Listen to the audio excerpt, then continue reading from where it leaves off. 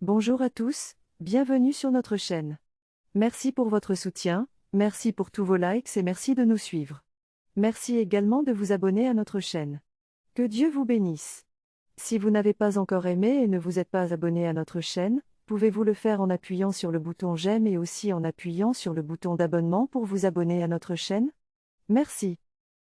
Un petit rappel du dernier épisode, nous avons appris que Kelly avait été blessé par balle et qu'il l'avait emmené à l'hôpital.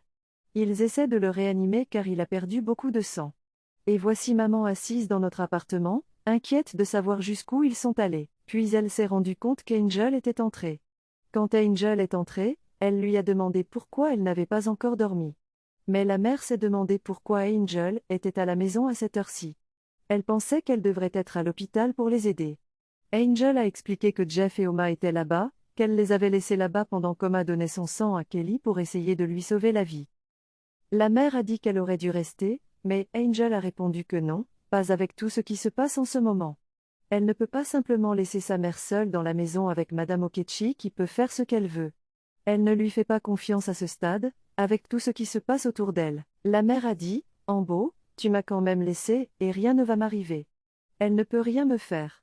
Mais Angel a insisté, non, puisque vous ne connaissez pas la personne avec qui vous restez et tout ça. Puis soudain, Madame Okechi a répondu d'en haut, tu as raison, tu ne connais pas Madame Okechi. Maintenant, tout ce qui arrive autour de toi, c'est Madame Okechi. Si tu vomis, c'est Madame Okechi. Si tu as mal au ventre, c'est Madame Okechi.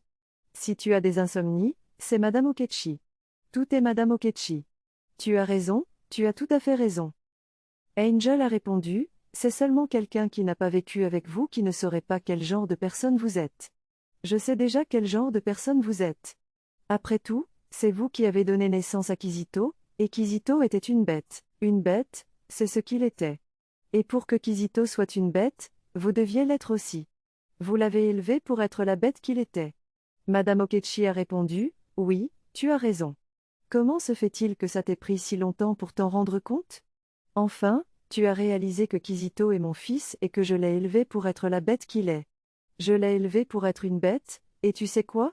Pour que quelqu'un comme moi élève un fils pour qu'il soit une bête, alors que penses-tu que je suis? Je suis une bête encore plus grande, une bête bien plus grande. Je suis 2 fois la bête que Kizito est.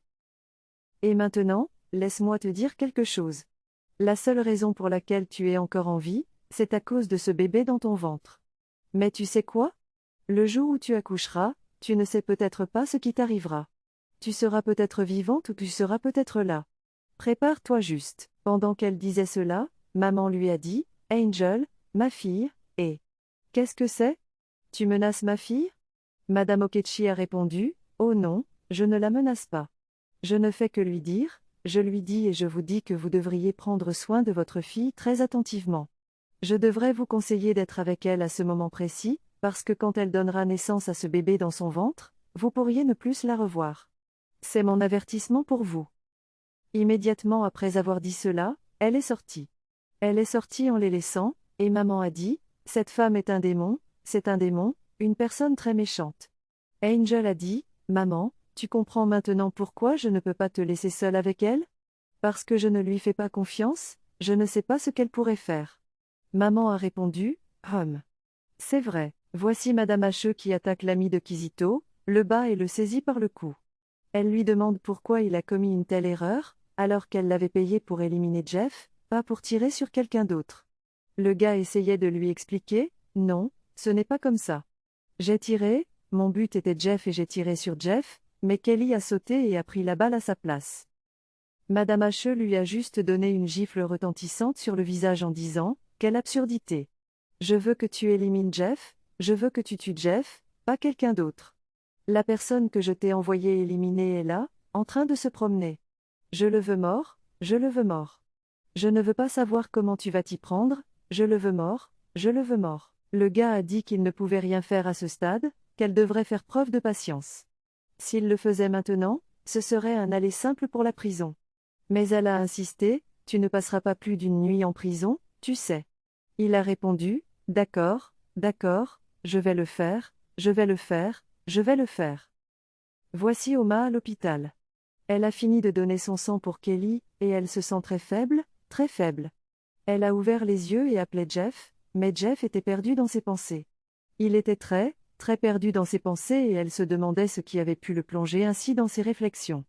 Elle a continué à l'appeler avant que Jeff ne réponde enfin à son appel. Elle a dit, « Jeff, je t'appelle depuis un moment. Pourquoi es-tu perdu dans tes pensées? Pourquoi es-tu perdu dans tes pensées ?» Jeff a répondu, « Tu sais que la balle que Kelly a reçue m'était en fait destinée? Kelly m'a poussé, et a pris la balle à ma place. Kelly m'a sauvé. » Oma a dit, « Vraiment ?» Jeff a confirmé, « Oui, Kelly a pris la balle pour moi. Il m'a poussé et a pris la balle. Tout ce que j'ai pu faire, c'est m'enfuir comme un lâche. » Oma a dit, « Quel genre d'être humain est Kelly? Quel genre de personne est Kelly? Oh mon Dieu, s'il te plaît, sauve-le, s'il te plaît, sauve-le. S'il te plaît, aide-nous à le sauver, s'il te plaît, aide-nous à le sauver. » Jeff a ajouté, « Il n'a rien fait de mal à personne. Qui voudrait sa vie? » Ils y ont tous deux réfléchi et ont dit, « Madame Okechi. » Voici George dans sa voiture, réfléchissant à ce qu'il va faire ensuite.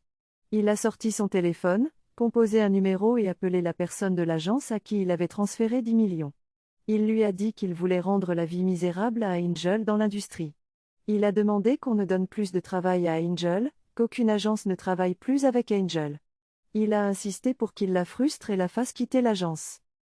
L'homme a demandé pourquoi il ferait une telle chose, et George a répondu, « Tu ne connais même pas l'ampleur de l'amour que j'ai pour elle. Fais simplement ce que je t'ai demandé de faire. Assure-toi de lui rendre la vie misérable. Je t'enverrai 10 millions de plus. Fais simplement ce que je t'ai demandé. » Pendant ce temps, Angel et l'ami du juge essaient de trouver un moyen de retrouver Flora. L'ami du juge dit à Angel qu'il a cherché et fait de son mieux pour retrouver Flora, mais qu'ils ne l'ont pas encore trouvée. Ces hommes sont toujours dehors à sa recherche. Il est optimiste et sûr qu'ils la retrouveront. Il sait que Flora n'est pas encore morte. Angel a demandé, « Es-tu sûr que Flora est un être humain? Comment peut-elle disparaître comme ça sans laisser de traces? Comment peut-elle disparaître comme ça ?» L'ami du juge a dit qu'il ferait quelque chose à ce sujet, qu'elle ne devrait pas s'inquiéter, que tout irait bien, qu'elle ne devrait pas du tout s'inquiéter. Il ferait définitivement quelque chose à ce sujet et il la retrouverait. Angel a dit, « Quand nous sommes allés chez elle, nous avons trouvé des traces de sang. Je suis sûre que quelque chose lui est vraiment arrivé. » Elle a ajouté qu'elle était fatiguée de voir tout le monde autour d'elle être blessé à cause de ce désordre. Elle est fatiguée et veut juste en sortir. Elle ne veut plus s'occuper de cette affaire, elle ne veut plus rien faire contre qui que ce soit. Elle veut juste être elle-même. Les gens meurent pour rien, et elle ne veut plus de ça. Elle ne veut plus que personne soit blessé. L'ami du juge lui a dit de ne pas s'inquiéter, que tout irait bien, que tout reviendrait normal, que tout irait bien. Il a continué à la rassurer, et elle a demandé, « Tu es sûre? Je suis fatiguée de tout ça, je suis fatiguée de tout ça. » Voici Oma à l'hôpital, parlant à Kelly. Elle le supplie, lui disant de se réveiller, qu'elle prie pour lui, qu'il se réveille, qu'il se retourne, qu'il s'assure de survivre. Au moins, sinon pour autre chose, pour leur bébé, qu'il se réveille.